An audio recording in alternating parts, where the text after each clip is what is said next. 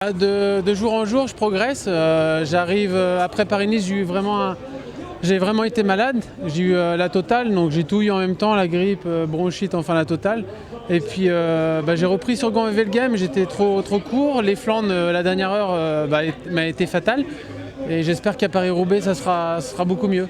L'objectif, c'est quoi demain? Vous savez, il y a des choses qui me trottent dans la tête. Pourquoi pas essayer de mettre le nez à la fenêtre au début de course, essayer de prendre l'échappée. On sait que sur Paris-Roubaix, ça va très, très loin. Mais c'est une course par élimination, donc j'espère déjà de faire un Paris-Roubaix sans problème, que ce soit au niveau des crevaisons, des chutes. J'aimerais bien refaire un Paris-Roubaix parce que ça fait quelques années déjà que je suis sur Paris-Roubaix et j'ai toujours eu au moins une crevaison. Quel type de course vous attendez? Une course très ouverte comme la semaine passée qui attaque très tôt? Une course où beaucoup de monde est très intéressé pour aller dans l'échappée, donc c'est une course qui va rouler très vite encore. On a vu sur le Tour des Flandres la semaine dernière que ça a bataillé pendant 80 km. C'était une course ouverte, mais il y a des hommes forts capables de faire la différence. Je pense à Cancellara et Sagan, mais sinon derrière ça reste aussi.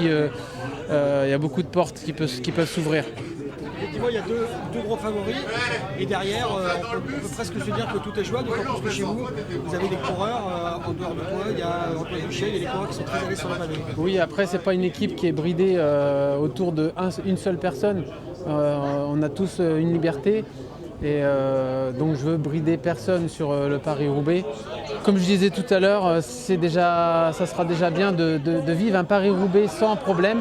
Et quand vous n'avez pas de problème, le résultat est là forcément. Donc d'avoir les jambes et avoir aussi un peu de chance, une part de réussite. Tu considères que Sagan est vraiment au-dessus?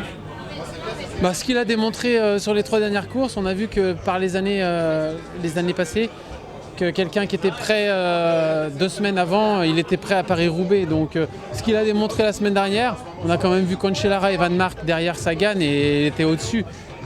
Après, on n'est jamais à l'abri d'un problème sur Paris-Roubaix. Avec les conditions météo? Non, parce que la météo, je pense que ça va aller. Ce que j'ai vu, ça a l'air d'aller, donc c'est pas quelque chose qui me tracasse, la météo.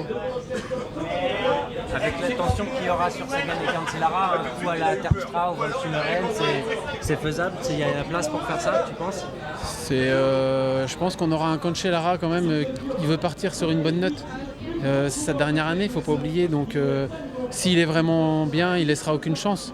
Donc j'attends une course dure comme tous les ans. C'est Paris-Roubaix, les pavés, on n'aborde pas Paris-Roubaix sans se soucier de problèmes de jambes.